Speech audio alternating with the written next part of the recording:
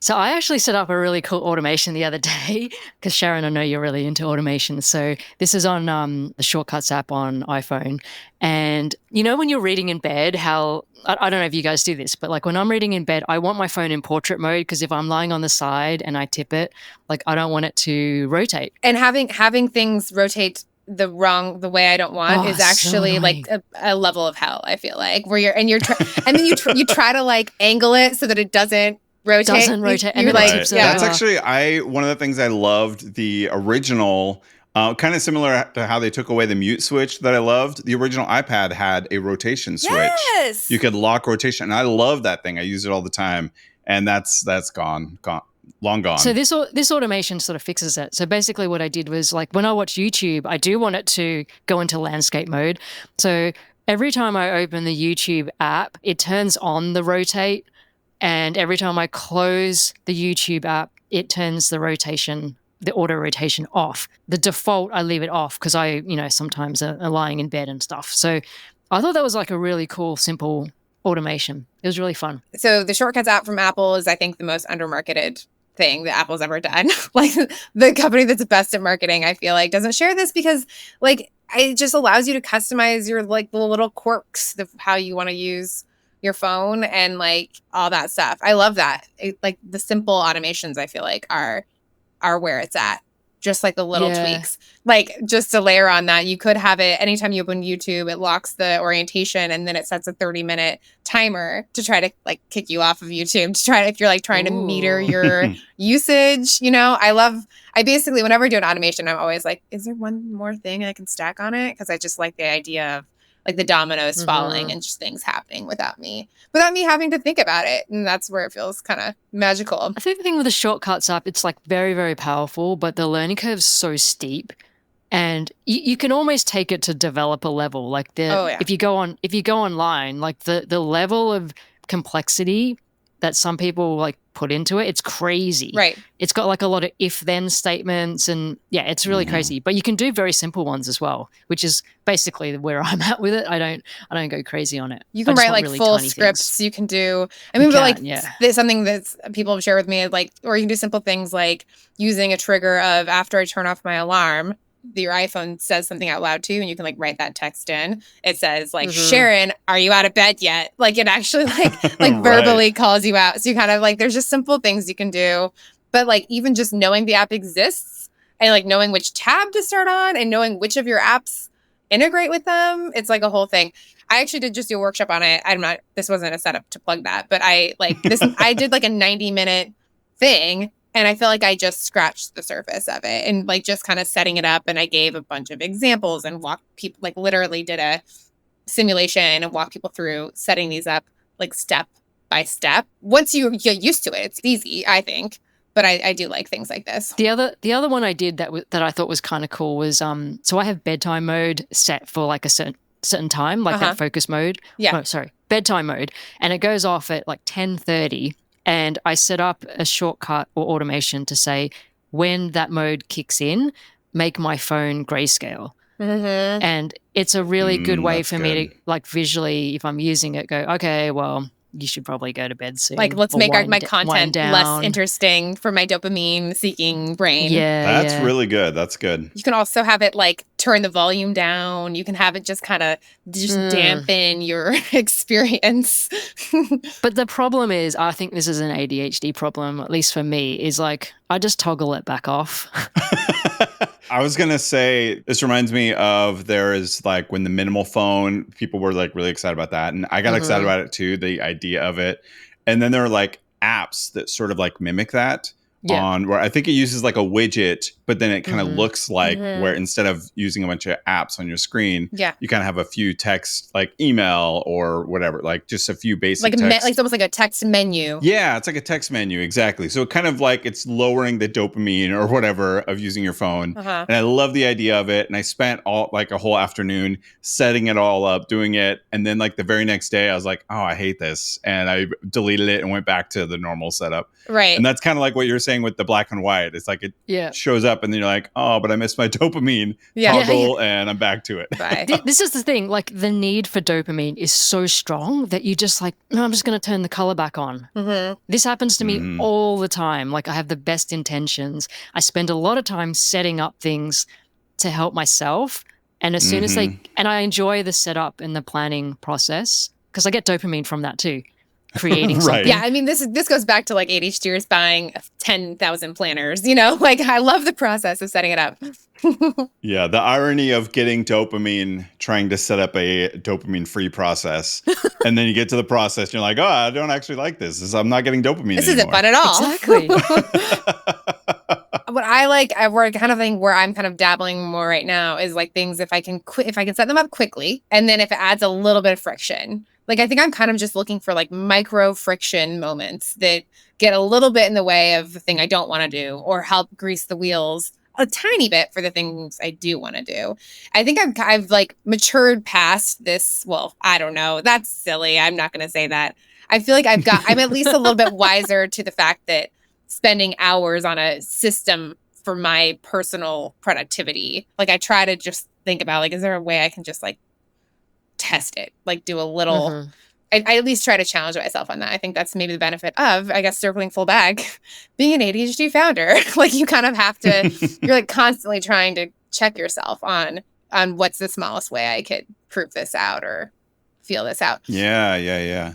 By the way, Jesse, the menu, they do have the auto lock. It's not a button, but if you do the thing where if you pull down control center, there's a little, I mean, for listeners, it's a lock icon with a little rotation. Okay. Very, very familiar with that, but I toggle that off and on probably 20 times a day. Like all the time I'm toggling that off and on. But not a hard switch. I'm very familiar with that. Cool. I don't think I have enough consistent enough of a habit to make an automation. Like for me, it's not like, oh, I always want to turn it off with YouTube. It seems to be more random than that. So an automation for it doesn't really make sense, but I toggle it on off and on all random the time. Or like, I just don't develop an awareness for it. Like I know that feeling of frustration, but I'm not doing a good correlation that of it's this app or that app that's causing it. I just know that it happens. Yeah, because I think as you both were kind of talking about automations and before, because Sharon, you love automation, so you talk about it a lot. And I always kind of feel like I don't currently have like the awareness of looking for those opportunities for automation. Like there's certain apps that like annoy me in a certain way that make me want to write my own email app. The whole app. Yeah, like the whole app, because that's where my mind goes as like the developer background. Like I don't want to automate and fix this little thing. I want to write a whole brand new app that does everything perfectly the way that I want to do it. But part of me thinks that I could benefit from trying to be more aware of where could I use the shortcuts, the automations to, without having to build a whole new app, just some things to fix those little annoyances or kind of automate away some of those common behaviors that I do. Because I'm sure they're there and I'm just kind of not paying enough attention to it. I think one of my unfair advantages is actually not being a software engineer on that front, because I'm like have kind of a technical mind, but I have to find the off-the-shelf things because I'm not going to just be able to sit down and write a program for it. I have to kind of find a way to do it. Yeah, totally. I think you're really like kind of thriving within the the constraints that you have of not having the actual coding.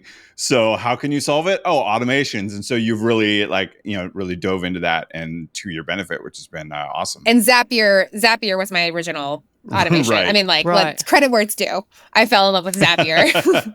Do you remember IFT? I mean, it's still around. IFT, that was before Zapier.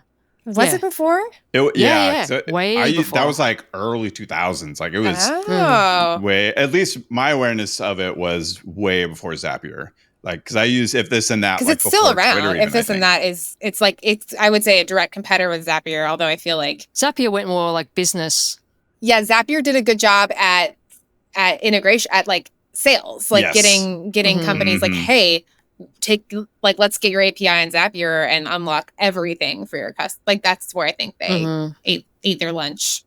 But yeah, If This and That was kind of one of those first things that I used that it would do something like you could set it to like send you a tweet when a certain thing happened in the weather, or like I remember doing like really early hacks on Twitter of That's what I did too. Weather and tweets. Sending me stuff with weather or news or things like that. You could just automate all these little things back then. Fact check here. If This Then That was founded in 2010 and Zapier was founded in 2011. So you are right, but it wasn't. Wow, 2010. I swore that I was using it before then. Maybe you were. Maybe there was some sort of pilot you were part of. I mean, at least that's what my initial Google said. I didn't do like a deep dive. Right. I feel like Zapier came in and just like they kind of monetized it, and they went more like B2B stuff as well. Integrated with more apps. The integrations were huge. Yeah. Because If This Then That was always free, and it was always like just people nerding out on it. As long as we're talking about Zapier, they're also bootstrapped. I mean, they're a YC company, but they didn't do like the traditional VC thing. I don't know if they may have raised at this point, but when I left YC, they still hadn't done any formal rounds after YC. It's just interesting, like that. Like Zapier and MailChimp are the two that stand out in my mind of this kind of bootstrap mindset where they kind of found a way to be profitable with a small set of customers and then just scaled and like kind of self-funded from that, which is hard in the software world. Yeah. So personal fact check. I went and looked through my Gmail to figure out when was I using which one. And so I started using If This Then That in 2013. So I guess a couple years after their founding. And Zapier did exist. Yeah. But I didn't create my first Zapier account until 2016. So for me, for whatever my circle was of what I was aware of, there was like a 3-year gap between the two. That's fine. So I don't know if that was just me though, but I mean, and also it's kind of whichever one comes across your desk first too, sometimes with these things. For me, Zapier felt like years later. And I also didn't feel the need for it. Like I think I signed up, played around a bit, and I was like, I don't really need it. I kind of just want the if stuff for the tweets and weather alerts, or if it's raining, if it's going to rain. The If This and That felt like a toy, like a fun toy, and Zapier felt like a tool. And I think that's really kind of why Zapier became such a success. Is a lot of businesses kind of really use the tool and then they for sold legit purposes, enterprise. Not just tweeting the weather at them. And so then they could charge thousands of dollars for an enterprise, like seats, which is what it is now. It's pretty cool. It's a really good example of like two products that are very similar, and one monetized it and one didn't. Or one went for consumer and one went for B2B too. Which is like, B2B so what are we all doing? We all need to pivot to B2B. Consumer's hard. You have to get a lot of customers to make any money or have like an expensive product that people really, really want, which I think is hard too. And for expensive products, oftentimes they're hard tech and hardware, and that's expensive to build. So it is some benefits in that you get a faster feedback cycle because you're directly to the consumer, so they use it straight away and you can tell if they like it. Whereas B2B, like I think it's harder to get feedback because there's a massive, like the sales cycle is so much longer to get to a company. Yeah, and you also have the problem sometimes with B2B where the users aren't the people that bought it. And so you kind of have this weird division of like the person who decided to pay money for the product isn't the one necessarily that's actively using it. So there's kind of like a disconnect there, which may make it harder to know what is actually working for, like, what are we doing right in the product? It may be harder to know because you kind of have two different customers that you have to solve for. That's like, like Slack is such a hero brand too, because it's basically like, they took a consumer like need, for just easier chatting, and I don't like email. And it's like, but it's an enterprise product. Like your knowledge workers can get it easily and like adopt. I think the consumer, while I have no idea, I don't have any ideas for a B2B company. And honestly, I'm just far less interested in that. Like, I don't love sales. I think that's the big thing. It's just like making freaking decks and like cold calling people is just, I just don't like that. I'd rather just be like, hey, do you want to help you with this thing? But I think that, I've probably factually, we could do some more Googling here, but there's less consumer company success stories, like in terms of just, for sure. They end up, the good ones get good and get big, but it's just so much harder to find a level of success in terms of liquidity events and whatnot. 100% agree. Being the show is ADHD Founders, I'm curious if that is super common for people with ADHD to be strongly drawn to consumer because of that interest, the importance of being interested in the problem.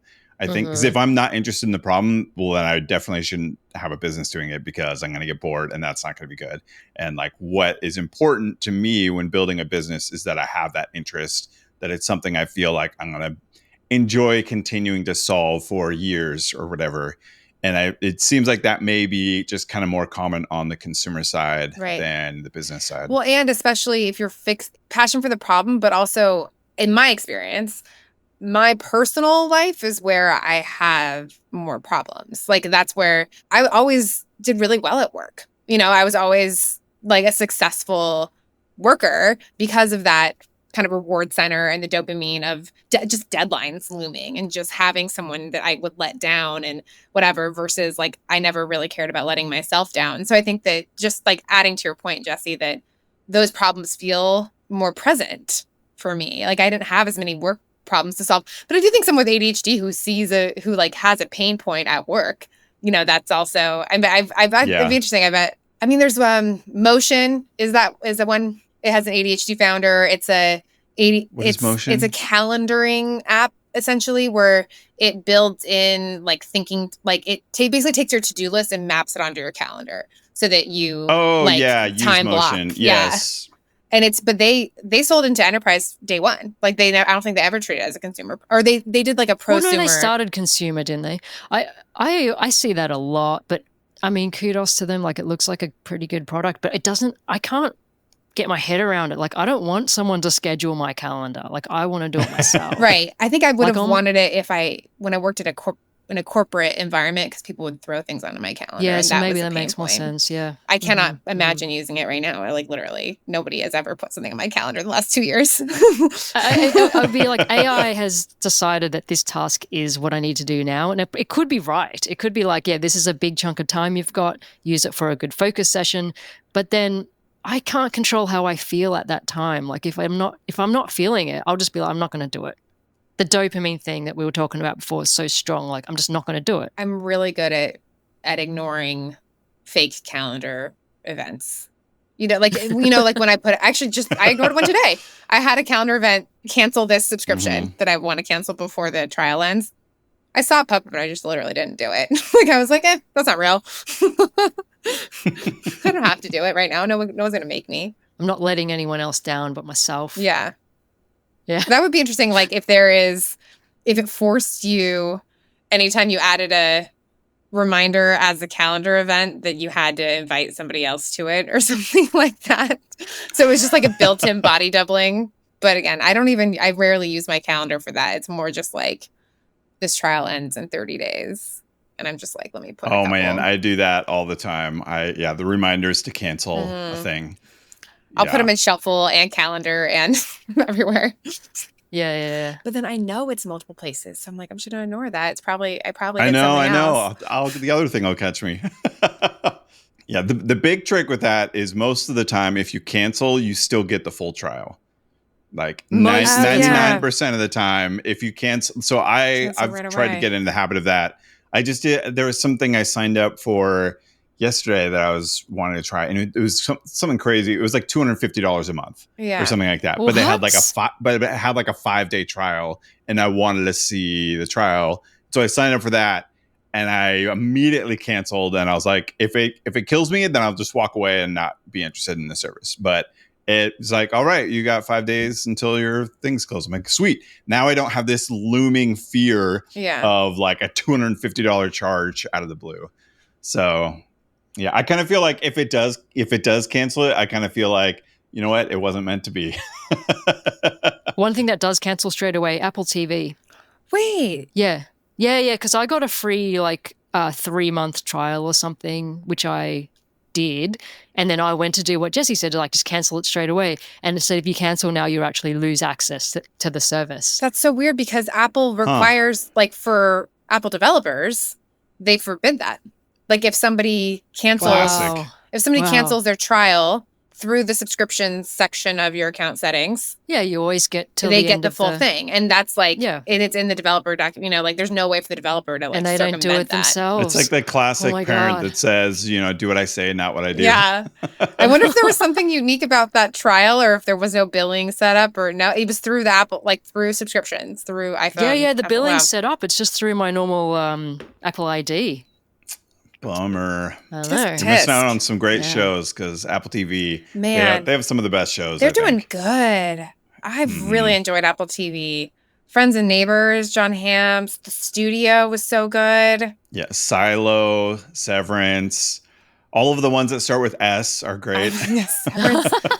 I haven't watched Silo. You guys, I know you guys. The other one, Slow Horses. I love Slow Horses. Yes, again. Yes. Oh, it's really good. It's like a British spy thriller kind of show, but with Gary Oldman being amazing. Oh, yes. I've seen a preview for this. I've seen it. My favorite thing about that show is each season is just 6 episodes. So it's like a quick run through a season, and you kind of have like a, beginning to end story with like overall things happening, but you have like a nice compact 6-episode season.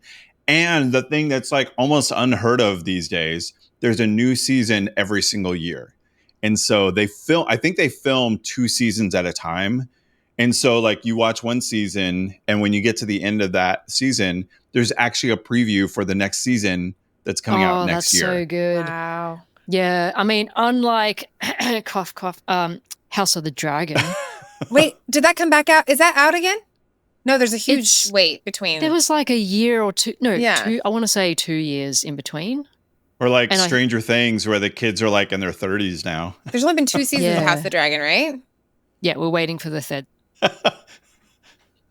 What just happened? I don't know. You had balloons on your screen for some reason.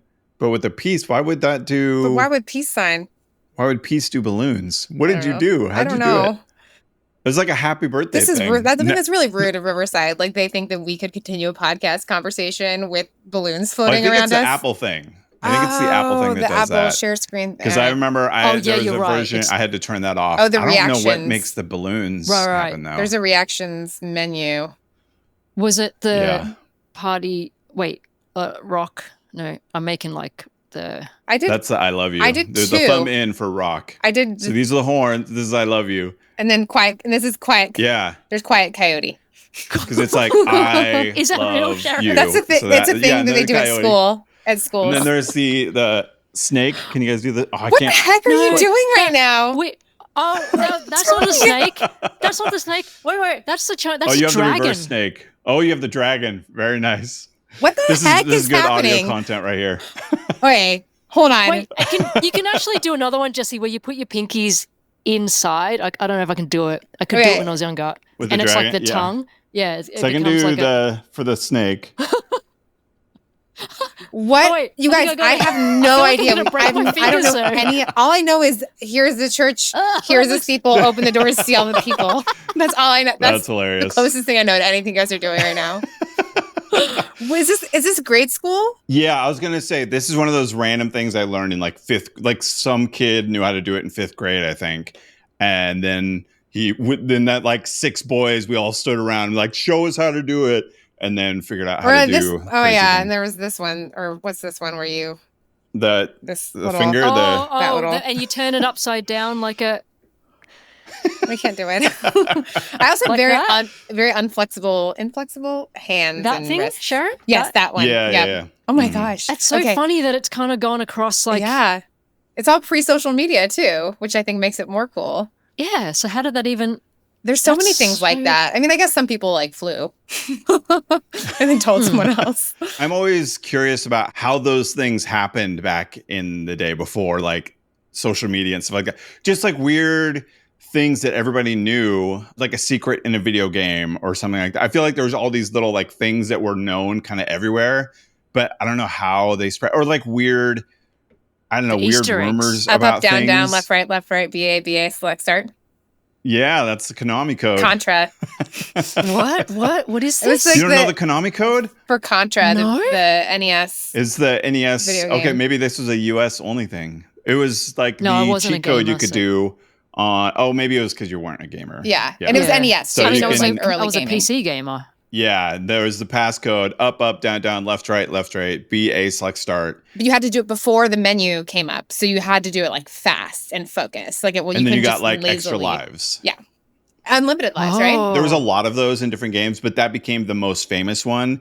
So that a lot of other games started doing it too. So it became like a little code you could do on your Nintendo controller that worked in a bunch of games to give you like extra lives and things like that.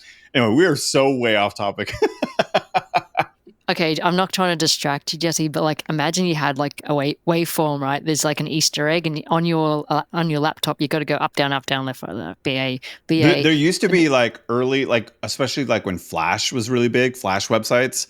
A lot of the time, they would, if you put in Konami code, it would do something on the screen. Yeah. Oh yeah, I definitely added some random crap in there. So did I. I thought you had to do select, and I'm seeing that you didn't have to do select. I really remember select being part of it. Like I feel very it looks positive like about that. Some of them are select start, some of them are just start. Okay. But BA it looks like they are all BA, just a single. Oh, and this image, there's like an image of that I remember. It actually has like the arrows like up, up, down, down. Yeah. Yeah. That's so cool.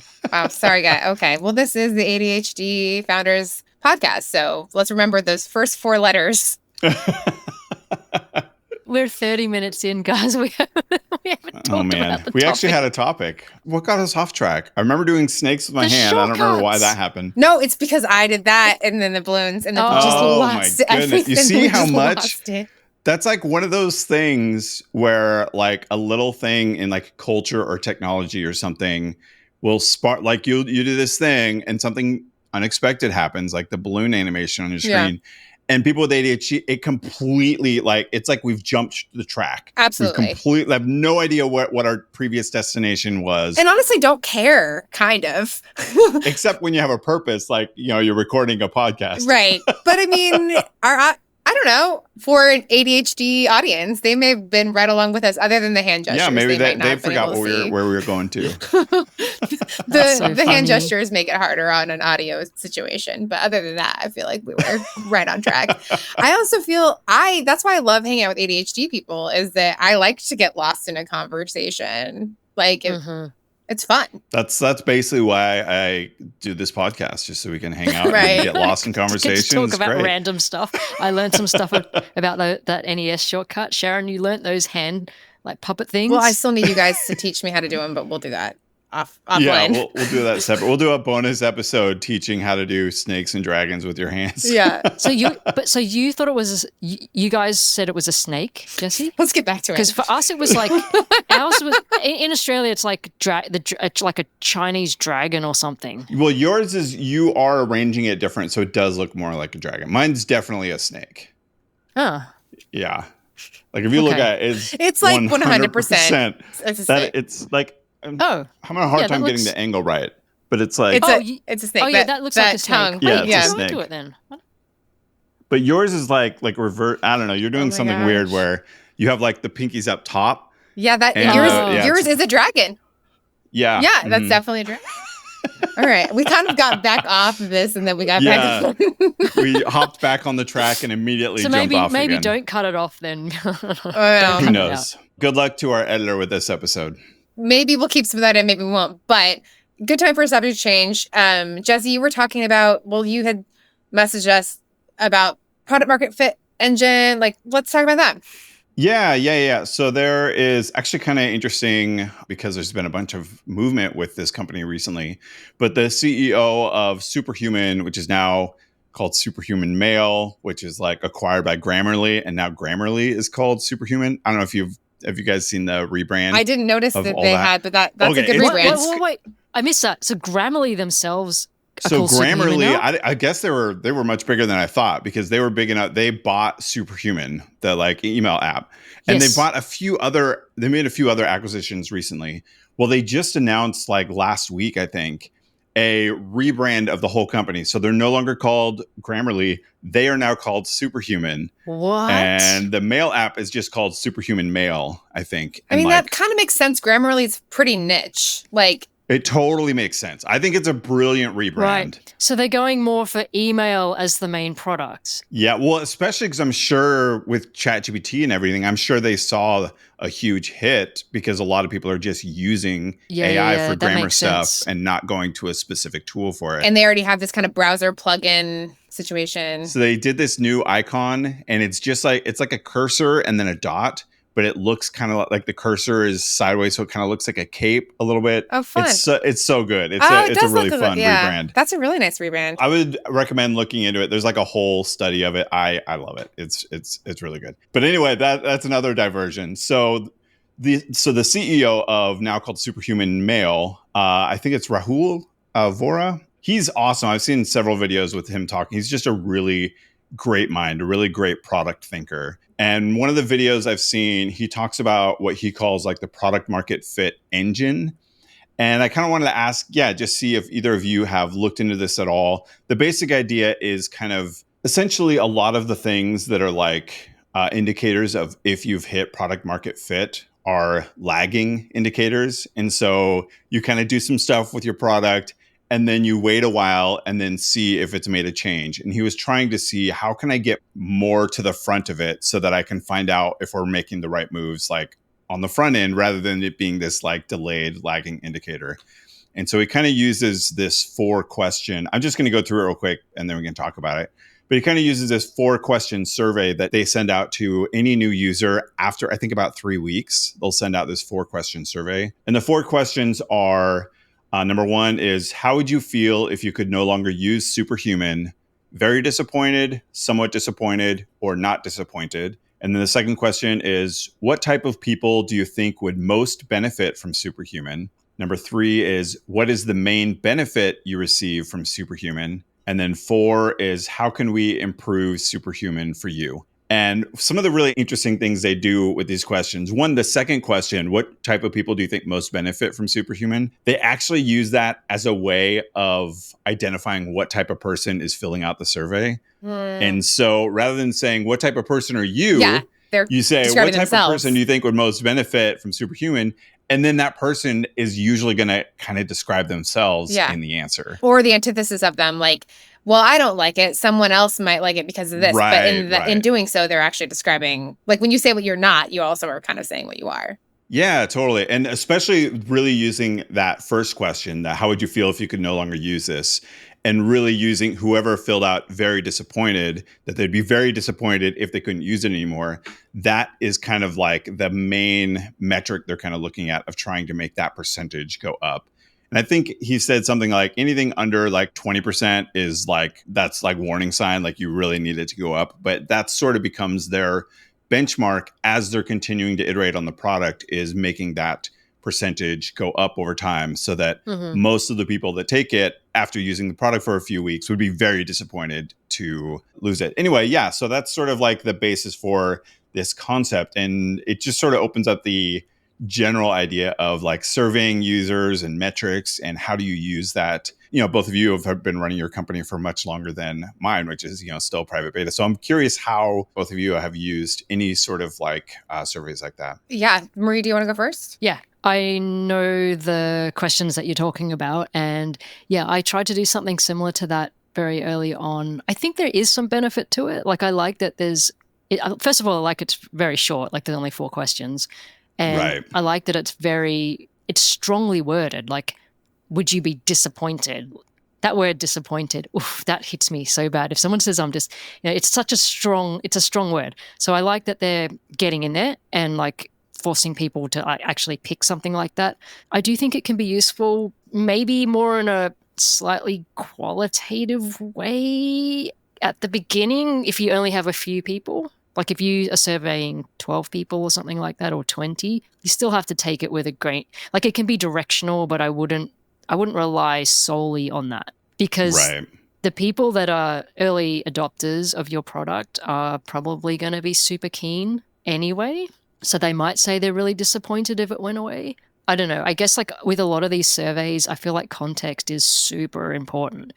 So I would always look at the results in context with other things, and also being really conscious of like where my product is, where did I actually distribute it? Like maybe I just put it on Twitter, and the Twitter audience, or X, I should say, that audience themselves might be biased in a certain way. Like maybe they're more indie hackers, so they're just going to have a certain mindset. Like they're the ones that saw it, so they're going to react in a certain way.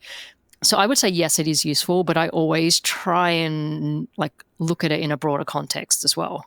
Yeah, like, I mean, one data point. And I think that we're talking about analytics and stuff too, that I feel like analytics, it's harder for me to take a lot from. I mean, you can, I guess, if like one button not being clicked at all, or analytics meaning like stats on how many times this button was clicked or how many users opened this page, right? That stuff I think is sometimes a bigger grain of salt, because it's like you're kind of just getting little hunches from it.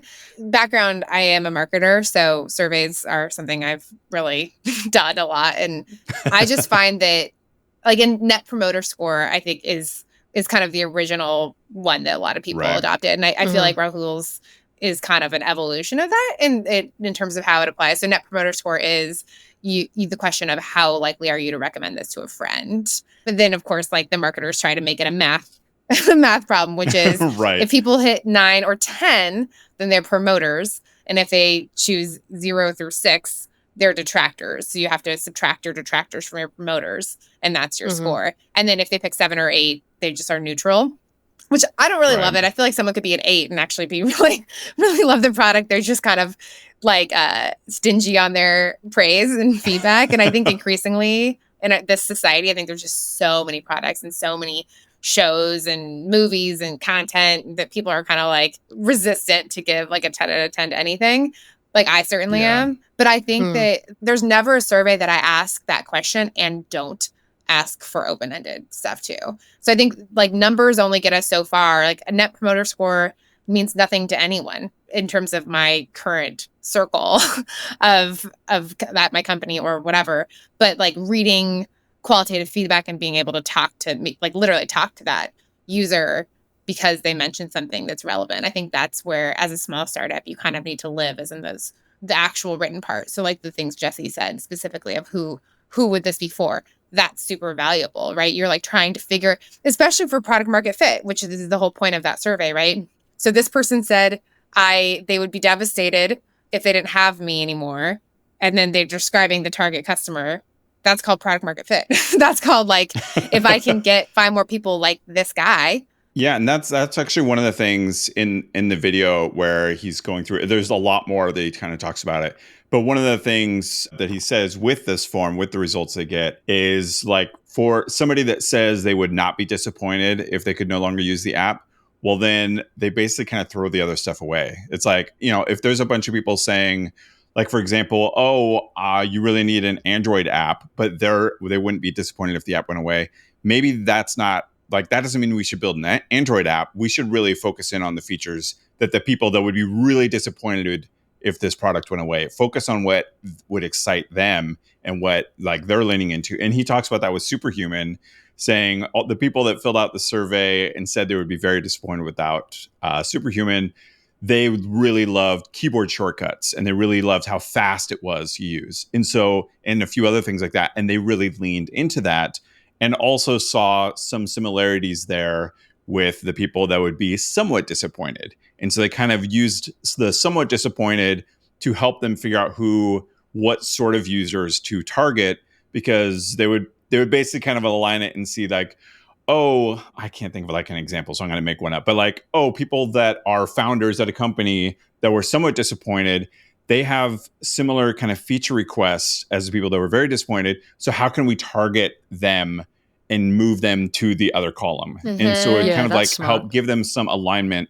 for who their target customer really was based on those survey results. Yeah, I think there's some utility to the survey. Like I feel like it can help with certain things, like the way you were just describing it. That sounded really good. Like they kind of take that segment of people who'd be really disappointed and kind of drill down into that and see what they like and double down on it, basically. I just wouldn't use it in isolation, but I think it has some merit. I just want to build on something Sharon said earlier as well about, because you said you worked in marketing. And so I used to work in market research, I worked in branding and advertising in the market research department, and we worked a lot with the marketing teams. Yeah. So we did we did a lot of surveys. Yeah. And one of the big things with the surveys, like I know before I said I like that this is only 4 questions, and I think the way Jesse described using those 4 questions makes sense. But being also 4 questions has its downsides as well, because you don't know anything else about the customer except those 4 questions. And when we used to do surveys, like the surveys we did, they were like 20 minutes long. They were also paid respondents usually too. They were paid respondents. Yeah. And we also asked a lot of demographics and psychographic questions along with it. So we could essentially profile out who these people are to the best of our ability, who they are, how they think, what their household income was, just trying to get a sense of that person, profiling a person. So when they answered all the other questions about the brand and the product, we could say, okay, well, let's first of all make sure that the samples are similar, right? Like month on month, if we're tracking changes, when we survey a bunch of people in January, then we survey a bunch of people in February, they're not the same people themselves. Like I'm not asking Jesse in January and Jesse in February. I'm asking 2 people, but I'm trying to get people who look like Jesse. Not physically look, but like think like Jesse, have the same sort of psychographics as Jesse. So as much as possible, I'm trying to get identical people over time in the way that they think and feel and behave and what they earn, where they live. And we would go so far as to actually like weight the data. Like, so if somebody was like, we'd weight the data. So the samples across January, February, March, to the best of our ability, are quote unquote the same types of people. And then we would compare the brand and product metrics after weighting the data. So like that's like the extent that it would go. And, you know, we're not doing that in this case where we're just going, hey, answer these questions. We don't know anything about you other than the fact that you answered the question. Well, but I think that's and even just the complexity you described that in, Marie, is like such a good example of like what a difference between like a big brand and a startup, right? Like a big brand, you're going to pay for that sample size. It will be statistically significant, and you're using it to drive retail or brand or product decisions on something that is already successful or that there's some success. So like, I mean, I had retail and we were like adding a product to our facing, right? Like to, you know, in terms of like, we have a shelf at Walmart and we want to introduce a new product. So we do a giant market research in terms of like what color the package should be and what we should name it. And these are giant studies. And we could then we could come to them and kind of give some comparison of like, we think this will have a lift of X% based on, because you have enough data to have some statistical significance. And obviously push comes to shove. I mean, people vote with their wallets and that's the best way to tell things. But, you know, for if someone at a startup, which I think is kind of what you're saying, what you were starting with, Maria, is like, you can't get statistical significance in anything you do in a startup. And if you're trying to, you're trying to get an MBA, not trying to start a company. Exactly. So you're not going to do it to that extent, Jesse. Like, we're not saying do that, but it's just kind of trying to put some context around, like, when you look at numbers, you kind of just have to, you know, you got to put it in context with stuff, and you've kind of got to, you can't, if you just go, hey, my survey said this off the 4 questions, like you could actually be led down a very wrong path. So it's some of it's a little bit gut feel as well, but using what you've got, and I like the way you described using those 4 questions. It's just like, look at the big picture as well, like the whole picture and lots of different sources. And maybe more important, that it makes sense to you as a founder. Like the answers to the questions actually internalize correctly for you and your coworkers, because if it's not, then it's not going to do anything for you. Like if you're asking questions that you don't actually, like, you can't take anything from, or you don't really care about the answer, then that's like, which I love, that like Net Promoter Score, they cared less about.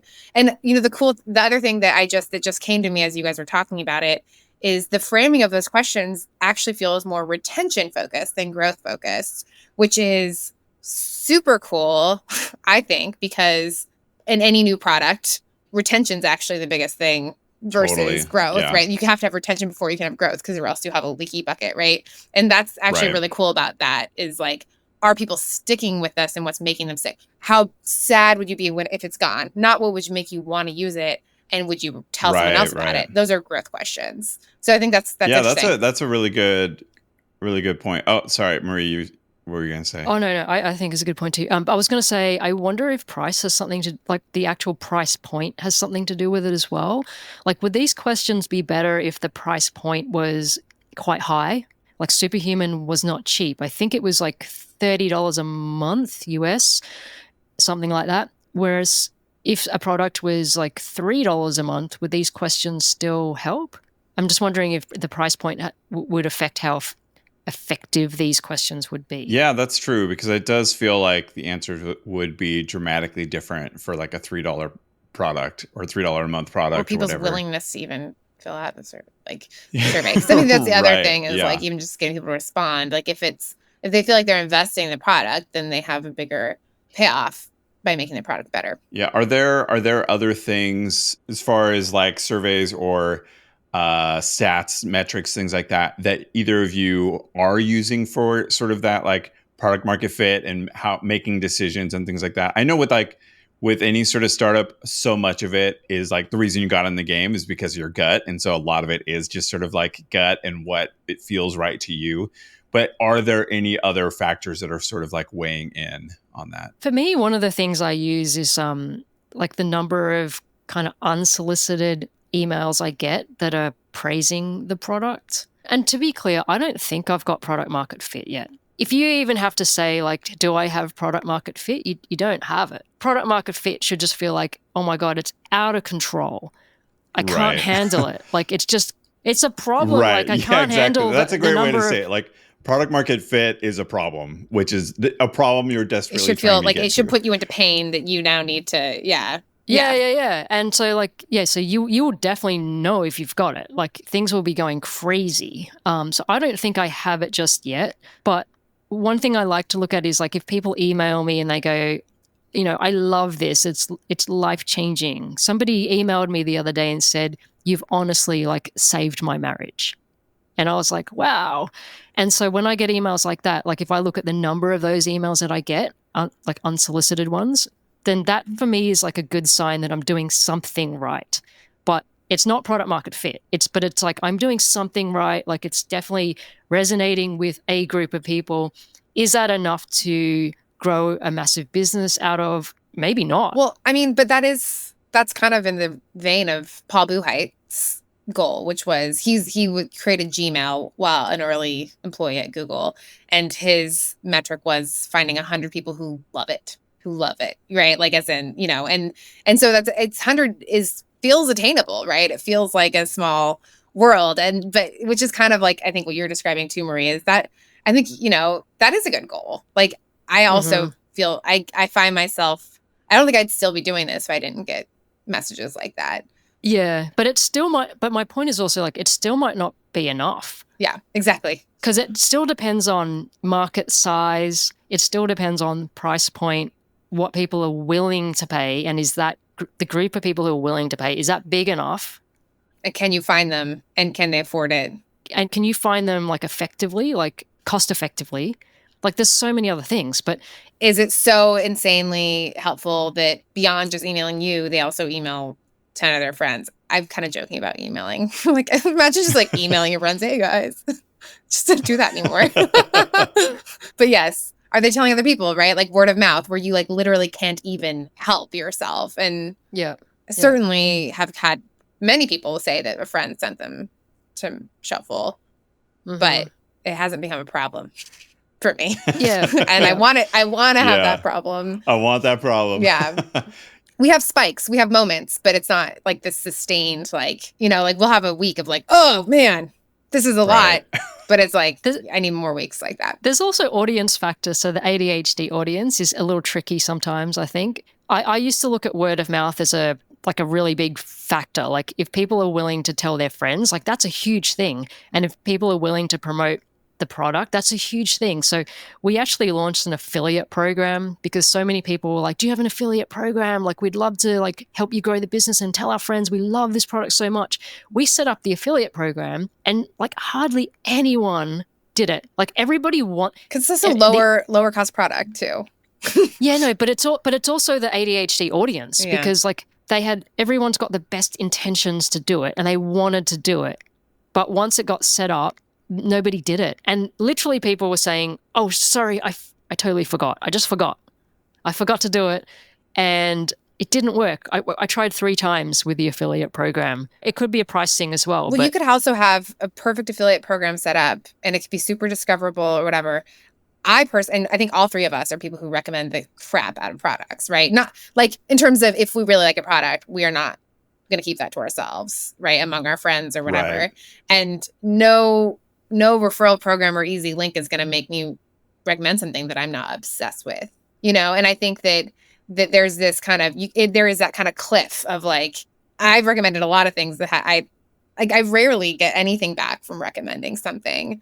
And there's like a social contract where I could never send my friends something that I didn't think that they would definitely use. It would have to be this organic thing where this thing is great. You love it. Tell me if you want to use it and I'll send you the link. And then it gets more complicated, but you're right. I mean, I think follow through and that motivation, but product market fit really comes when people can't shut up about it. I think from a consumer standpoint. Another part of it too is, like you mentioned, that the survey is being about retention.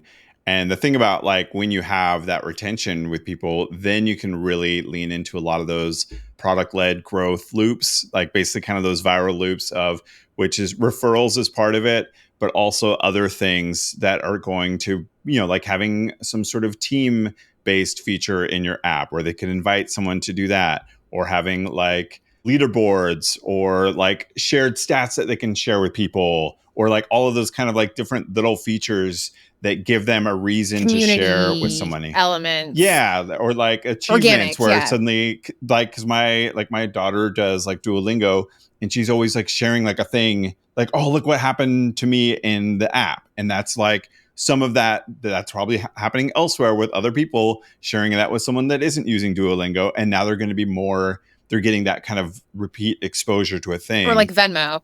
Like, I want you to pay me my $10, so I'm going to invite you to this service so that you can pay me my $10, right? Where it's much more direct. Yeah. Like, with Venmo, or like, I think Airbnb did, or no, sorry, it was Uber. Uber did like the give $10, get $10 sort of thing. So you could Airbnb did too. Give somebody $10 for a ride, and that sort of a thing. Retention, I think, really goes a long way with those features, because you kind of have any user is going to be using your product more and more, so they have more network chances effects to use, kind of like lean into that network effect and share it through these kind of various growth loops. I mean, I am so obsessed with network effects, and I just wish that for me so much that I could come up with something because so network effects meaning the more people that come to the product, the better the product is for everyone, which is a rare bird. Like that's like the brilliant thing with like a calendar link app like SavvyCal, or what's the really big one that everyone uses?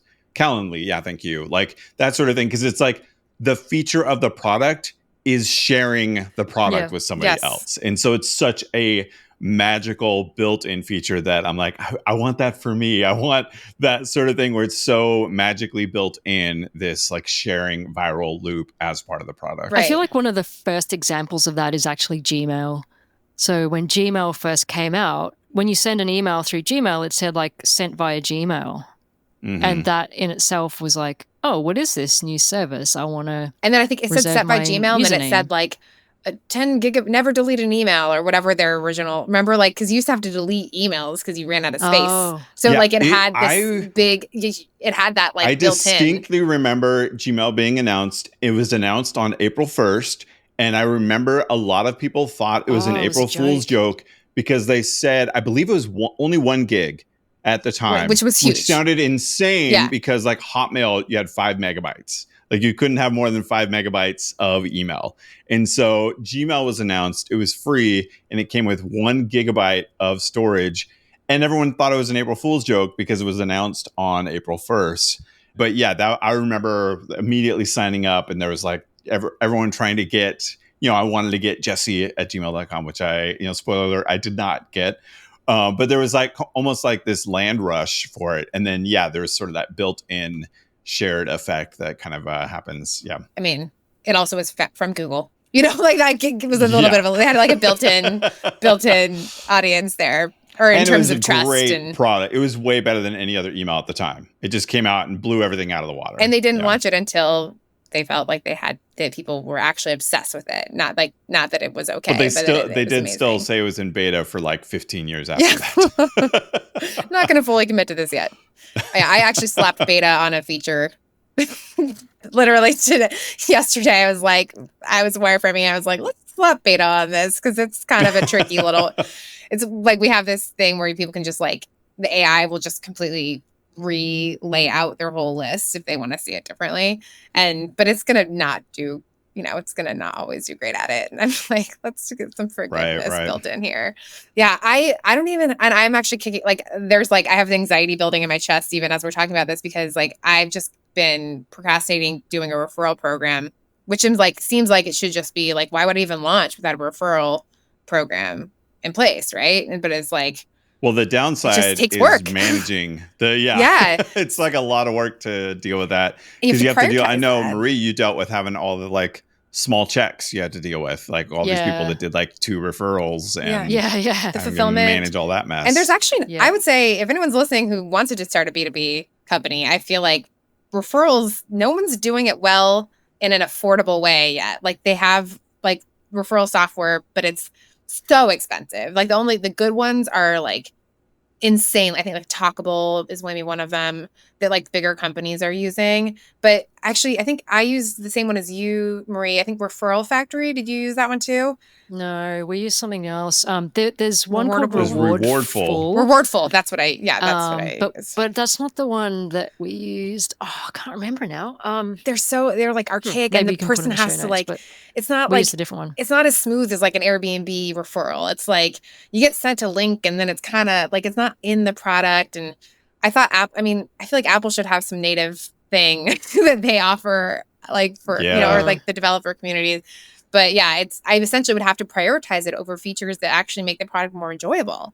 So it's like, should I allow people to refer, or should I make it more refer worthy? Yeah, and there's all sorts of things like if your payout is not huge, well, first of all, there's too much friction, like you said, Sharon, to set it up, because the customer has to link like their bank account or their PayPal. And some people are like, oh, I don't even have a PayPal account, so I have to go set that up first. And setting up PayPal requires a lot of ID as well. And then if the payout's too small, you can't pay them. Well, and that's affiliate, but like customers, even if you did account credits. Well, I was talking about customer referrals.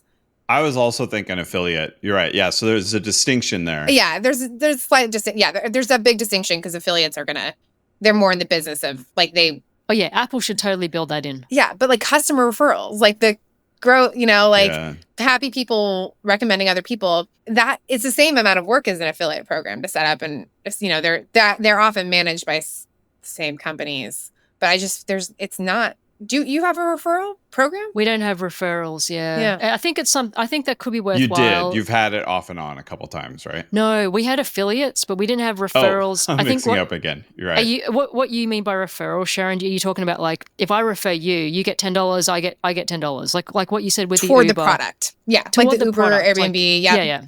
It's like double-ended. Give 10, get 10. Yeah, through the product. I think that would make sense for lower cost products. Well, it's better for higher costs, because Airbnb was so cool. It was like literally $150. It was like. But I'm saying like say versus an affiliate, because if I pay an affiliate like, I don't know, $5-10 to refer Llama Life, like it doesn't feel like a lot. But if you get that off your monthly plan, which is only $6 anyway, like then it feels like I got a whole month. Yeah, exactly. And that feels like more than $6. And like give a month, or you could even do like give a month, get a month. You could do it kind of. Yeah. But yeah, the mechanics of that actually it's just something to build. It's just another, it's software. Yeah. I don't want to spend time building that. That's not fun for me. I want to spend time building a feature. Right. And like I was ranting on before, if someone really likes the product, they're going to refer it whether they have a code or not. I think somebody build a referral startup. I know. Could somebody just? There are ones out there, I think. Right. If Shuffle doesn't. They are, but they're expensive. Well, part of it too is it has to be more integrated, which makes it tricky to just have like a startup that does that automatically. The way it has to be integrated with your unique product, I think. I feel like that adds a level of difficulty to do it easy and well. So this is such a developer thing to say, but like, Llama Life uses Stripe. Are you going to say they could do it in a day? No. I was going to say like... I'm a developer and I know I could do this feature in like 2 hours, so... Yeah, I feel like people say that a lot. Yeah, maybe even worse, because I was just going to say Stripe has an API, which I'm pretty sure you can just put credit on somebody's account. Like, so if you buy Llama Life on the web, it goes through Stripe. I can hit their API and say, like, add $6 credit onto their account. Like, that's already there. That's available. Now that you say that, why doesn't Stripe have this? That feels like a Stripe feature should Stripe should have an ability to You do can that. do it through like a dashboard, like a UI dashboard, but you can also do it through the API. And Stripe does have, and they have an API partner integration with Rewardable or something that sounds like Rewardable. It's more complex. But yeah, for us now, currently all of our payments are going through Apple because it's Rewardful. Was that right? Rewardful? Yeah. Is that what I said? That was the one I kind of got down the road a bit trying to set that up, and they're geared more toward affiliate, I think. Like I feel like a pure play consumer to consumer referral software, I at least I haven't found a good one that is affordable for a startup. But it feels like something I want to buy, not build. You know, I don't want to innovate referral programs. I just want a freaking referral program. Like, that's not where I want to like innovate the world. Anyway, guess we're not going to solve it on this call, but maybe it's a follow-up thing. I'd be very curious. We have gone super long, so we should probably wrap it up. I'm just now remembering that our editor suggested we mention the Patreon at the top of the episode, which we definitely did not. So So if you want to join our Patreon and support us, you can go to patreon.com/ADHD_founders. And you could be our first patron there. And if you do that, we'll give you a shout out at the top. We will remember to do the shout out at the top of an episode if you become our first patron there. Shout out. And if you wanted to submit a question or a topic, we could tackle that. Yeah, definitely. So Sharon, where can people go to follow what you're doing? Well, Jesse, you can download Shelpful iPhone app in the App Store by searching Shelpful. It's SHELPFUL. You can also follow me on Instagram. I post a lot. It's at Shelpful. And on TikTok, I have a new account that's like a personal account that I talk about automations and stuff a lot. And that is at automatically ADHD, all one squishy word. Marie, where can people find you? You can download Llama Life from the App Store or Google Play and look us up on Instagram, llama-life.co. Jesse, where can people find you? You can find me. You can sign up for the WavePal want list at wavepal.app. And you can find me on all the socials as ADHD Jesse, all one word. And Sharon, where can people follow our podcast on the socials? At ADHD_founders. We actually are kind of between interns, so we haven't posted on there in a tiny bit, but I actually just emailed someone about this today. So Perfect. So get in there while there's a lull and you'll be ready for the new stuff. Same handle on TikTok. But there's a lot of good content on there and, drink it in. Thanks, everyone. Thank you. Bye. Bye.